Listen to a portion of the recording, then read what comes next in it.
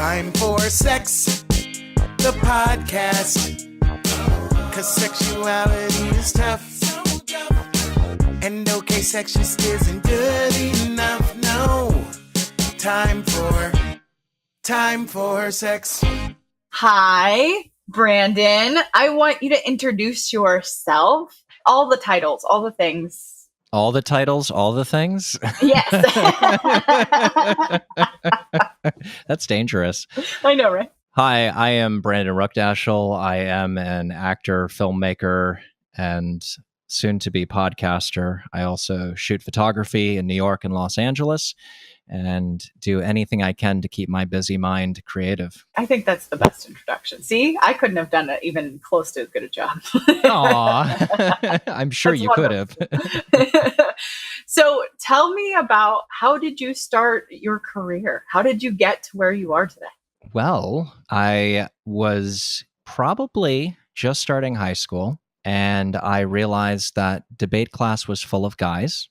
And drama class was full of girls. Mm-hmm. And I realized that the ratio was more in my favor if I took drama class. Fair. And people seemed to take themselves a lot less seriously than they did in debate class.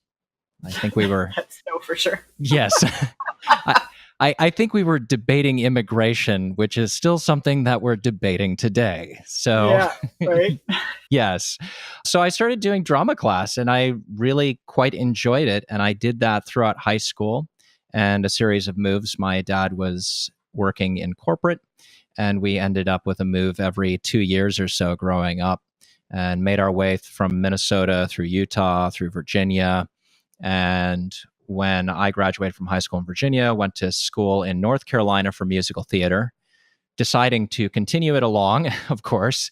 Whether that was a good idea or not, in retrospect, I don't necessarily believe that it's very important to go to college for, especially drama. I think some of the fine arts, there's a lot of things you can pick up, but I think drama, you really need to start right off the bat. I was fairly lucky. I moved to New York right after graduation, spent a year doing work as a wine rep for a wine distributor, and then used them to move me back into the city so that I could start auditioning for jobs. I was lucky pretty early on with that and ended up getting on to a off-Broadway show within the first year called Ascension, where I played a young man who seduces a priest. It was gay, it was nude, and it was pretty risky for the time period that it was. This was approximately 2006, I want to say. So things were just starting to open up. We were very lucky with that show. The New York Times came and gave us a huge review, turned us into a breakout hit. We ran for a couple more months. And then I moved to Los Angeles to start working in television. Unbeknownst to me, the luck was going to run out and the writers were going to decide to strike for a year. Oh, yes. Yes, that was really great. Thankfully, I was not a member of the Actors Union, and I booked a small TV series on the cable network Here TV called The Lair, which was a gay vampire series. And at this point, you can start seeing that there is sort of a theme going on where I really don't care about the sexuality of the character that I'm playing. And I do try to bring as much humanity into any role, especially when it involves sexual orientation and whatnot. Did The Lair for 2 episodes on season 2, and then shortly thereafter, I got picked up for a run on Coed Confidential on Cinemax, which of course is produced by HBO. And had a lovely time doing that. We shot season 3 in Miami. Season 4 we shot in Los Angeles. And that takes us up to a couple of years ago where I moved back to New York and bounce between films now. I've got almost a dozen late night films aside from the TV series that run on HBO, Cinemax, and Showtime at any given point. Which is incredible. That's absolutely incredible. And I do want to touch back on Ascension for a minute. Yeah. Was that your first time on stage being nude, having to bear everything in front of a live audience? No, actually, I had graduated early from East Carolina University, and we did hair my last semester. And the director, John Sharon, said, this is the point at which usually the nudity is done. If you want to do it, you can do it. If not, then you don't have to do it. But I was moving to New York fairly shortly, and I was like, well, I should probably just do the nudity because I don't want to move to New York and have people look at me sideways when they ask me, oh, you did hair. Did you do naked on stage? And no, I couldn't because I was at a, school in the middle of nowhere and everyone would look at me weird. No, I didn't want to have that. So I, of course, dropped my pants for a week on the main stage at ECU. Fantastic. Like ripping the Band-Aid off. Yeah, I just did it. And I was like, that kind of goes into a lot of things that happened my senior year where I was looking into what really is self-actualization and how does that interrelate to what had been a fairly religious upbringing, and realizing that if I'd wanted to go down the route of becoming a performer, I needed to be able to play people of any different type of sexual orientation, or even Republicans. I needed to be able to play all sorts of different people and give them a humanity. Getting yourself out in a place that would make you really come face to face with the shame that oftentimes growing up in a religious family can create. Yes, especially when it involves saving yourself for marriage. Yeah, absolutely. Yeah. There were enough hangups that came up with that one when I had my first experience, but that's a whole nother story. So I said, why not just do it? And then moved off to New York. And from then on out, people joke that I have a nudity rider on my contracts in anything I do. Hey, every single one of us, when it comes to, like you were talking about, that self-actualization, when it comes to trying to figure out who we are in this life and what our values are and how we express that within our careers, we have some serious choices to make. And it sounds like you had to make those choices early. And I'm glad I did. I'm very glad I did, because I see a lot of young performers coming to New York and Los Angeles every year. And let's face it, where we are as a country right now, if you're middle class, you're basically expected to get a bachelor's degree. And you have very middle class, a sort of Midwestern sensibility, morality, sense of ethics, and that invades into your work and the type of work you're willing to accept. Absolutely. And I watch a lot of young performers turn down roles that probably would have given them a career had they been willing to go there. But many of them are not willing to go there. Even the ones who proclaim to be liberal progressives, many of them would not go on stage and play someone of a different sexual orientation, or do nudity, or do simulated sexual acts on stage or on screen. And I think that comes to that absolute, I probably say it on this podcast 150 million times, that shame and sexuality are so tied close together, and they're so tied together from when we're young, and how we're taught about sex, how we're taught about our bodies, how we're taught how to interact with the world and those things. So how do you think you learned about sex impacted your life and your career as a whole? That's like a whole podcast in itself, I feel. I was really lucky. Schools in Minnesota had fairly thorough sex ed programs. And when I went through them, you really did not have a chance to do a waiver to get out of them. Wonderful. I remember a couple of my cousins managed to get a waiver and get out of sex ed. Their parents, of course, being even more religious and not wanting them to learn about these things. Mm-hmm. But Minnesota, Utah even had a very good sex education program. I feel like they covered pretty much everything from STDs to how to put a condom on to, all right, guys, now you've got to check for a possible tumor on your testicles. Mm-hmm. Here's a testicle, and this is what it will feel like if you've got one there. And you should start checking yourself now, because so-and-so who played football at the high school next to us found it last year and lost one of his balls and could have lost his life had he gone longer. I think that's actually probably fairly rare, which I think is wonderful that it was taught in school even that early. It should be. This is the body we're given, and we all have this body. Exactly. And I think Minnesota sex education started in 5th grade, if I want to remember right. I don't know if it was 4th grade, but I'm pretty sure it was at least 5th grade we had our first. Separate the boys and girls into different rooms, and here's the talk. And it was done I would say very well. I mean, I knew people whose parents started them even younger than that and said, here we go, we're going to sit down and tell you. My parents, on the other hand, my father, what was the saying? KYOP, IYOP. Mhm. Keep your own penis in your own pants. Of the many acronyms my father liked to spout off at one varying moment or another, apparently his own father did that to him. So Progressive for the internet world. the internet.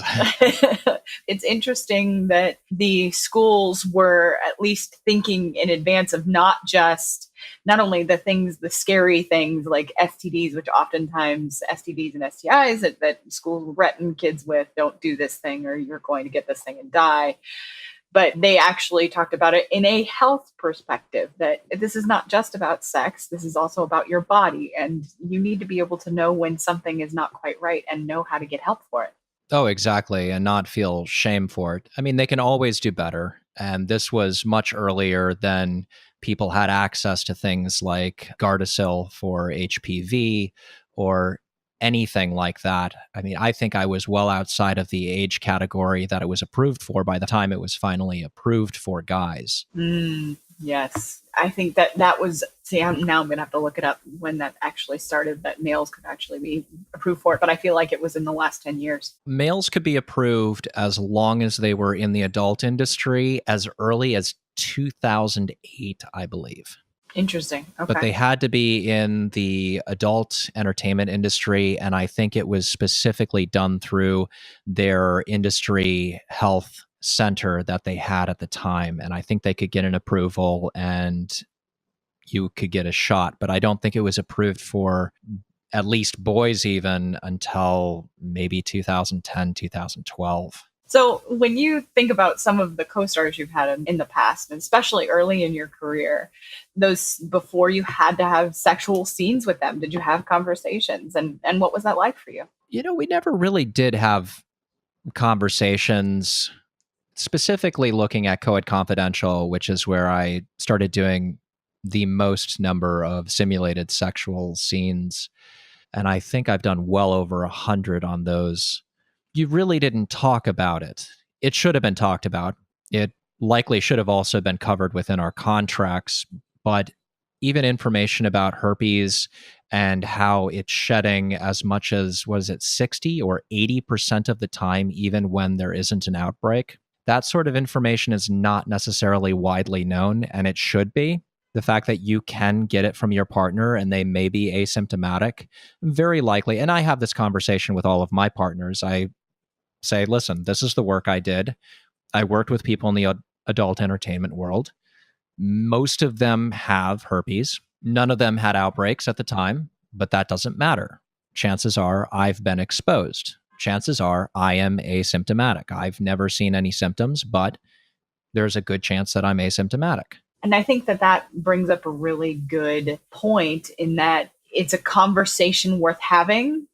It's a conversation worth having no matter if you're talking about in your career or your personal life. Yeah. And that more than likely, even if you're not working in the adult industry, you've probably been exposed to something. What is it? 80% of the population has HPV. 80% Absolutely. of the population is in one form of herpes or another. That STDs, STIs are extremely common and they are treatable. The part I think is the most important is that goes back to just what you were talking about when you learned in sex ed, is how do you be able to identify in your own body what you might be at risk for, or if you are currently carrying anything so that you know how to take care of yourself. For sure. And a lot of those things, unfortunately, do not show up in guys in the same way. And your immune system, similar to mine, I have eczema or psoriasis. It's never been quite figured out, but I have an overactive immune system. So there is a very good chance that if I did have something, my immune system was suppressing it. And when you think about future partners, or when you think about even future films how do you navigate those conversations? You have the conversation. Yes. It's not about navigating. And anytime I start seeing someone, I make them aware of the work I did right away, because let's face it, everyone Googles a prospective date. You're going to figure it out. And I have that conversation well within the first date. I mean, if it is going into a sexual place, I have the conversation because it's irresponsible not to have the conversation. It also opens the door and makes it easier for the other person to say, well, actually, I had gonorrhea last year, but I took the pills. I can hear people even saying it, even as you say that, like I'm hearing things that my friends have told me, things clients have told me in the past. And it's just laden with shame. I'm ashamed of this thing. I'm ashamed of my body. I'm ashamed of this thing that I had, because we as a culture have paired not only shame, but that sex is dirty or sex is wrong. Well, we fetishize. Yes. We fetishize sex. We fetishize the body. We fetishize genitalia and fetishize many other things that we should probably not be fetishizing. So what is happening in your world? You're about to be a podcaster. I want to hear all about, of course I Googled you. I want you to talk a little bit about Grindr. I want you to talk a little bit about the upcoming podcast that you're going to be doing. Yeah, well, Grindr is about a young guy who gets seduced to move to New York City by a model agent, and a photographer becomes obsessed with him.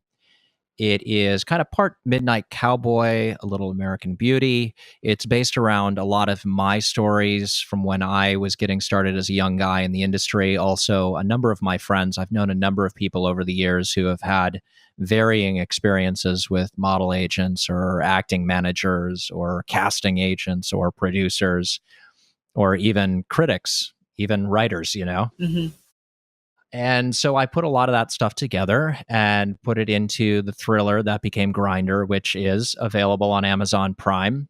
Really easy to find. You can go to watch.grindermovie.com or just look for Grindr on Amazon Prime, and it's free with Prime. And it's doing fairly decently. I'm very happy about it. Yes, Amazon, bring me those boxes and all the movies. Yeah, we're in a new world. It's an amazing place to be as a creator. Yes. The ability to self-distribute, to self-record, self-produce, self-film, almost anything you could imagine. And then the resources, I know people have varying feelings on Amazon, and they don't necessarily treat their workers very well, but it is not aggregated. Most people do not understand that to get your film on Netflix or Hulu or any of those other streaming services, you need to pay a fee to be pitched by a company. Mm-hmm. Then they can turn you down for any reason they want to. And Netflix specifically stopped acquiring LGBT content about a year ago. Interesting. Yes, they do not acquire it anymore. I have a couple of friends who are fairly prolific gay filmmakers, and they can't get their films on Netflix anymore. You have to wonder, like, it makes you want to pick up the phone and call somebody and be like, hey, why is this a thing? Why is this happening? Either they're planning their own stuff. That is, I would imagine, Netflix, not even just in this case, but I often think that they keep people out when they want to put something in its place and create profit from it, of course. It's a niche market. It is a niche market. I agree with your sentiments on that, but I don't think that's what they're doing. And I think instead, because of the nature of the market, it's a little too risky for them. They're very corporate, and similar to many corporations that also happen to have their fingers into production, they've done everything they can to remove the dirty, risky sex. A couple years ago, not too long ago, the Cinemax producers were replaced, who normally bought the erotic content, and they stopped buying erotic content. They stopped first with the television series, and then they stopped buying the movies themselves, which is fairly unfortunate because many young boys and girls learn about sex for the first time by watching Skinemax. Yeah. Whether that's healthy or not, that's up for debate, but I have been approached many times by young teenagers who, oh my gosh, you're so-and-so. Yes, that's me. Yeah. And I do wonder if we still had that, would young kids learn what they know from hardcore porn on the internet they find. You know what I mean? It's about access. And when I think of a kid and what you are first, especially before the age of the internet, when I was a kid, it was magazines first, right? You stumbled upon some magazine, or you stumbled upon somebody's lingerie, like a Victoria's Secret catalog or something like that. Then maybe you would actually see some sort of something through static on HBO or something like that. Exactly. And now the access that kids and very young kids have is, I think, very hard for parents to grapple with. I think they don't often know what to do. Well, they need to grapple with it. Yes. I'm not a therapist. I'm not, although sometimes I wonder, because being very much in the public, I get quite a few very interesting messages on Facebook and other social media from people asking me questions. I'm sure you do. Things in which they should probably go to an actual therapist and discuss with them, like cheating on their wife with another man because they just want to give it a try. Yeah. That's when you just, send them my card. Yeah, exactly. I don't think that parents should run away from it screaming. I think they need to grab it by the balls and immediately deal with it as soon as someone can go on the internet. Yes. You cannot go on the internet without coming across any type of content you could imagine. You could accidentally search one thing and you've got 3 other things that just show up, even if you've got safe search on. Absolutely. And something when I tell my clients and I tell the parents that I've worked with in the past, that the internet will not give your children context. Will not. No, it won't. And what I'm starting to see just kind of on the ground is with my younger partners, they tend to go more towards riskier sexual behaviors. And I'm not talking about just going into, anal. Mm-hmm. I'm talking about choking. I'm talking about slapping. I'm talking about actual rough sex. Mm-hmm. The anal conversation is a whole other conversation upon itself. But when someone's asking you to choke them on a first sexual experience, I think that we need to sit back and say, whoa, wait a minute, what's going on here? I almost wonder if the riskier sexual behaviors have increased dramatically in the last 10 years. I've noticed it. Mm-hmm. I can say, at least anecdotally, from being a therapist who works with people who've not only been through sexual assault, but also are currently seeking sexual partners, one of the things that they come to me and say is, hey, I wasn't game for something so extreme all at once. And it seems that the extreme is on the table from day one. And that, to me, is problematic. Yeah, that's very problematic. I just look at it from a safety perspective from my side. I'm a guy, and I don't think my pretty face or my bubble butt would do very well in prison. And so I try not to, if someone asks me to do that, especially on a first experience, I'm not going to be down for it. It's not responsible. And I think that's oftentimes what's happening is there's an expectation. And it's not to say that kinks are great when they're negotiated. And like you just mentioned, when they're done safely. And I'm not trained to choke someone. I'm right? Not using names or anything, but recently I had someone who we were in a shower together, and she asked me to put my fingers onto her arteries in her neck, and she wanted to pass out and I was like, what? Are you out of your mind? No. There has to be, and this is one of the things that I think is one of the most important things, especially adults can do, is being able to, 1, learn and know your partner. 2, try to express your expectations of safety. And I think some of that is being left behind. Oh, very much. I mean, I should have had a warning sign when there was a service dog involved. Fair. I mean, I used to have to check the pill cabinet to make sure that there weren't too many antipsychotics in there. I do live in New York, okay? They are overprescribed. But now I've got to ask the question, so we're on the first date. You don't happen to have a therapy dog, do you? I mean, like, this is the world we're entering into. Yeah. It's maybe I'm just a child of the 80s or something. So, how do people find you in the world generally, other than just the Google? Well, mostly the Google. I'm on the web. I'm on Facebook. Brandon Ruckdashel, Ruck, D as in David, Ashel.